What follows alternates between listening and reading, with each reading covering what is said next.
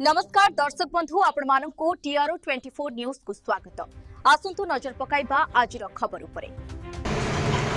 Cholerae police को मिली बड़ सफलता। 8 घंटे कोलेरी पुलिस को मिली बड़ सफलता। 7 अभियुक्त गिरफ 1,47,000 टंका एवं 21.280 ग्राम शुद्ध सुना जबत। अनुगुल जिला कोलेर थाना पुलिस को मिली एक बड़ सफलता। चोरी मामला रुजु होबार मात्र 8 घंटा मध्य पुलिस 7 जन अभियुक्तों को गिरफ्त करने सहित 1,47,000 टंका नगद एवं 21.280 ग्राम शुद्ध तरल होता सुना जबत करिछि। सूचना अनुसार डेरा कोलियर बासिंदा सार्थक सिंघल घर गत जुलाई 2 तारिख में प्राय 6 तोला ओजन 2टी सुना बाला चोरी होता।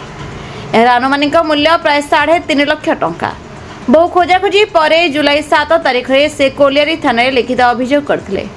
अभियोग पाइबा परे कोलियार थाना अधिकारी और टीम जेभली क्षिप्र गति में कार्यानुष्ठान ग्रहण कले ताहा प्रशंसनीय। मात्र 8 घंटा भितर चोरों को पोता खोली बाहर करने सहित सामग्री जबत करने पुलिस उच्च कोटर कार्यदक्षता और निष्ठा को दर्शाऊछि। कोलियारी पुलिस त्वरित कार्यानुष्ठान अंचलवासी मन में सुरक्षा भावना को आहरी दृढ़ करिछि। एपरि सफलता पर सारा अंचल पुलिस टीम को साधुवाद और शुभेच्छार सुआ छुटी।